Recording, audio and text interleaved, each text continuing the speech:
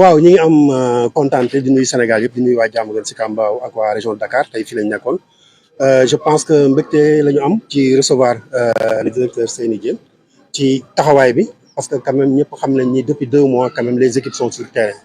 donc je pense que tey journée de lancement bi c'est juste symbolique mais ça dénote pas que tey lañ commencé beneen bi aussi bu ñu xoolee pourcentage bi au niveau de la commune de Diamaguène Sicap Mbao ça doit être la même dans d'autres communes mooy que ni pratiquement ñu ngi ci ay 70% boo xool ci ay réseaux yu ñu am ñun ci voies yi dëgg la comme ni nga ko waxee je pense que d'après détermination bu ñu am pour nawetu ren bi avec le ministre Cheikh Tidiane Dièye avec aussi le président de la République Bassirou Diomaye Diakhar Faye et son premier ministre Ousmane Sonko c'est que ñu am une anticipation et cette anticipation je pense que ñun am nañ chance am plan de contingence de lutte contre les inondations am poste de commandement am ay sentinelles dans les quartiers et un dispositif organisation boo xam ne boo ko xoolee da ngay xam ne mat na sëkk pour ñu mun ko gérer ba pare am ay nit yoo xam ne ay volontaires lañ ba pare mettre en place un service civique ici le maire paye 15 jeunes service civique sur les questions d'hygiène ak assainissement kon loolu day wane ni ñun daanaka pare nañu pour accompagner li ci am solo nag mooy li ñu am nii mooy bëri na gox yoo xam ne canal yi dañoo toj kubéer yi te canal yi bu ñu tojee kubéer yi dugg si même boo curé suuf si day continuer di ñëw nit ñi aussi ci wàllu défaut de sensibilisation dañuy sotti mbalit yi ñu leen di ñaan ñu xam ni fii ci canal yi jël sa moto pompe ci canal boo xamee ni bi nii ndoxu taw lay yóbbu nga pompe si douche di ko ci def wala nga jël oto ñu fay la xaalis nga war ko yóbbu station nga ñëw di ko pompe di ko sotti ci canal yi da ngay sonal ONAS da ngay sonal état bi da ngay sonal communauté yi d'une manière grave te loolu yaakaar naa ñëpp ñoo ci mun taxaw beneen bi aussi mooy fii ce canal là bi ñuy curé c'est depuis presque 7 ans wala 8 ans yoo xamee ne bi nii mën nañu wax ni pratiquement c'était un désarroi pour les populations de voir canal bi saa ñu ko curé avant nawet bi mu fees et puis les gens ont beaucoup de problèmes donc tey intervention bu am yitte la te même intervention bi ñu def fi moom lañu def aussi ci côté fora parce que ñëpp xam nañ fora bi fa la ñuy jaayee xar yi sur toute la zone te gis nañ problème yi fa amoon gis nañ curage bi mais des na wax naa ko nee naa ko il faut ñu mettre benn accent spécial ci fora ay numaat yi tamit wax nañ que war nañ def ci curage bi parce que bi ñu ñëwee quand même ñun fekk station bi nekk ci carburant dañ ko yóbbu connecté ko la commune moo ko connecté ci courant pour mu bañ a amati ba pare ñu amaat beneen gravitaire buñ ci yokk nga xam ne même bu bii doxul am nañ 3 options pour jël gravitaire bi wala courant wala naa donc je pense que les maires sont aux côtés en tout cas de ONAS et des administrateurs vraiment pour plan de contingence yooyu ñu def ko je pense qu'avec la direction de la prévention des inondations l'année dernière on a partagé notre document de plan de contingence au ministère pour qu'il soit élargi au niveau des autres communes donc on doit avoir on a ici des activités avant yu ñuy def pendant ak yu ñuy def après balaa nawet bi di ñëw su nawet bi ñëwee ba pare ak bu nawet bi jeexee kon loolu daf ñuy may ñu mun a accompagner parce que curage bi boo xool c'est 2 niveaux mooy avant mais su paree aussi ONAS day faral di curer day curer avant après defaat donc il faut dire que préparation inondation yi tey lu ñu ci gis ONAS ñaari yoon lay curer juste après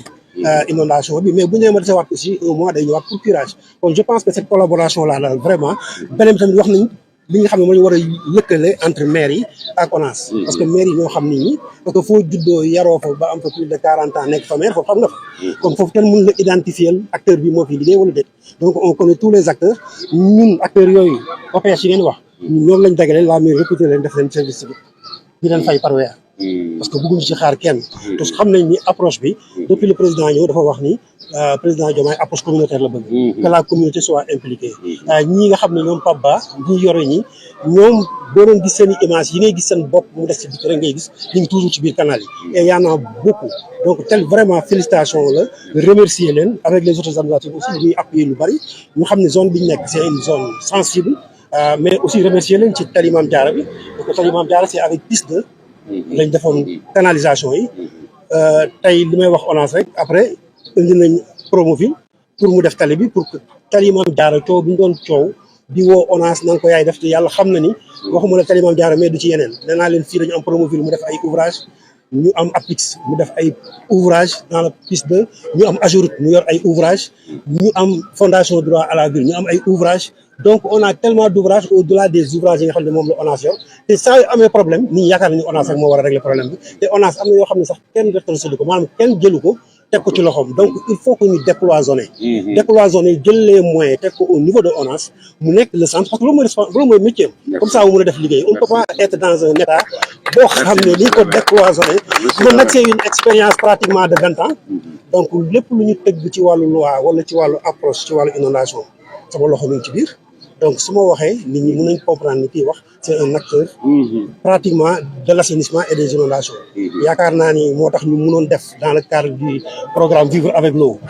ay fukki plan de compétence yu laal Pikine laal Dakar laal Kër Massar mais jàpp naa ni loolu dina la jàppale trop ci liggéey bi que gars yi déterminer participation wu ONAS ci biir plan de compétence yi nga xam ni suñu déclenché woon sax tey plan ORSEC kenn du laaj commune bi foo jëm dina fekk commune bi am jumtuwaay boo xam ne sur le plan communautaire moo ko élaboré te moom la war a mën a jëfandikoo pour ñu dem ci kanam incha allah am nañu yaakaar on félicite vraiment directeur ñu ngi lay féliciter ba wax di féliciter aussi le préfet et le sous-préfet di leen ñaanal yoon bi ngeen jël yoon la boo xam ne dal na xelu population yi te gëm nañ da ngeen am ndam te mu leen tereel am ndam incha allah. La tâche est immense et ne saurait être exécutée que par l'ONAS. On a besoin de la participation de toutes les parties prenantes, aussi bien les autorités administratives, les autorités locales, les entreprises que la population. Parce que l'État, à travers ONAS, est en train de faire son job. Son job, c'est quoi? C'est de curer l'ensemble de son patrimoine, de remplacer les dalles détériorées, de remplacer les grilles avaloirs. Tout ceci pour assurer un bon fonctionnement hydraulique des ouvrages. Mais il y a un aspect, surtout, qui concerne le comportement des citoyens. C'est un autre aspect qu'il va falloir gérer communautairement. Et c'est pourquoi nous considérons cette phase comme une première phase d'OPH technique. On va initier une phase d'OPH communautaire parce que vous savez, comme dans le domaine des routes, on parle de routes classées. Ici, on peut parler de canaux classés. Il faut imaginer qu'il y a d'autres canaux, il y a des sillons initiés peut-être par des villageois, par des communes et qui pourraient justement être impactés. Et c'est pourquoi nous envisageons une autre journée d'opération, mais dénommée opération pré-hivernale communautaire pour engager les communautés. Ceci se fera peut-être vers juin-juillet pour préparer les populations, en tout cas, à prendre en charge certains aspects justement de ces canaux. C'est bien bon d'initier une campagne, mais il faudrait que ça soit accompagné de mécanismes de conseils, de plaidoyer, de com. Parce que nous avons des fêtes où les citoyens ont certaines habitudes qui pourraient heurter peut-être toute cette dynamique. À ce sujet, qu'est-ce que l'ONAS a entrevu pour mieux accompagner les populations dans la gestion, comme vous l'avez dit, communautaire et collective de ces ouvrages? Oui, ONAS est très bien conscient de cet aspect et c'est pourquoi il y a peut-être un mois, l'ONAS a eu à identifier un ensemble d'acteurs, de volontaires communautaires qui agissent lors de ces inondations volontairement. Ces derniers, on les a identifiés, on les a convoqués à ONAS pour leur tenir un langage qui consiste à dire que les inondations, c'est l'affaire de tous. Donc, ils sont des porteurs de voix qui sont capables d'influer sur le comportement des populations. Et en cela, nous leur avons demandé de s'organiser, de nous proposer un plan d'action que nous allons essayer de soutenir, en tout cas financer, pour la mise en œuvre justement de ce qu'ils ont pris. Nous voyons que vous avez inclus dans votre slogan Wajal Nawet. Vous faites que Voilà, ce matin, le ministre a démarré le lancement d'un projet pour ces opérations pré-hivernales. Mais dans certaines localités, il y a des canalisations inachevées dues à l'arrêt des travaux entamés par l'entreprise CDE, notamment à Kër Massar. Et c'est un danger permanent pour ces populations aujourd'hui. Et quand on parle de curage, c'est forcément qu'il faut parler d'abord de canalisation déjà achevée. C'est une problématique. Bon, vous parlez d'un problème dont j'ignore, mais en tout cas, en tout état de cause, nous ne sommes pas encore en période d'hivernage. Et qui sait si ces travaux vont continuer. En tout cas, j'ai espoir que les travaux entamés dans les règles de l'art, en tout cas qui suivent tout le processus, je pense qu'il n'y a aucune raison pour que ces travaux ne soient pas terminés. Et je pense que, en tout cas, les plus hautes autorités ont conscience de ces problèmes. Ils vont prendre les mesures idoines effectivement pour rectifier cet état de fait. Voilà, en résumé, docteur, de toute façon, si taxawaay bi dafa nekk ne ñu ngi jëm si nawet bi yitte yi mooy taxaw xool fii nga xam ni fa la ñu war a mën a fokkat ngeen def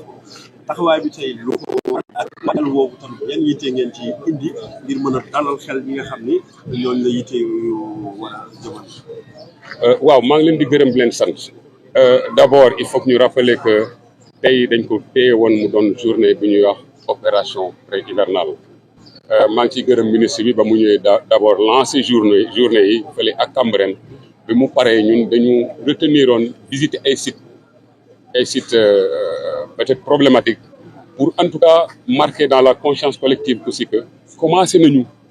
curage bi bien que sax entreprise yu bëri commencé nañu curage bi ba ñu nekkee ba tey ñun ñoo ànd je pense que visité nañ 4 sites li am mooy que ne ñëpp commencé nañu kooku moom yaakaar naa ne dootuñ ko natable ñëpp commencé nañu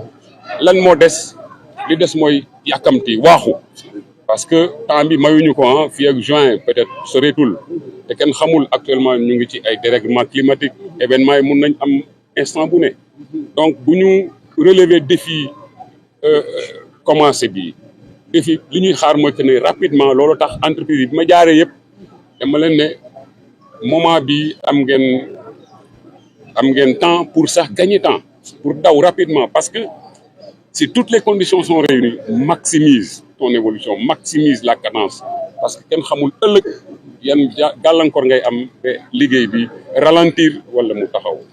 donc commencé nañ ko effectivement gis ngeen lépp commencé nañ ñu ngi leen di ñaax nag ci accélérer ko loolu nag dafa fekk ni état mooy def ci liggéeyam parce que état mooy ONAS état moo am patrimoine boobu la état bi ñëw nag pour nettoyer curer déboucher remplacer dal remplacer grille avaloir mais am na foo xam ne état bi mënu fa egg loolu moo tax bi ma gisee maire bi ak préfet suñu wet dafa gën a dalal xel yi parce que am na boo partie boo xam ne population yi la comportement population yi la am na yoo xamante ne ñu ngi koy dugal ci kanoy population yi la loolu moo tax ñu envisager beneen journée boo xam ne ci kanam lañ koy tëggi ay booru juin journée boobu lañ koy wooyee OPH communautaire OPH yooyu ci OPH yooyu am na ñu identifier ci ñu ñuy wooyee champion ay volontaires yoo xam ne dañuy yëngu ci mbirum mbënd bi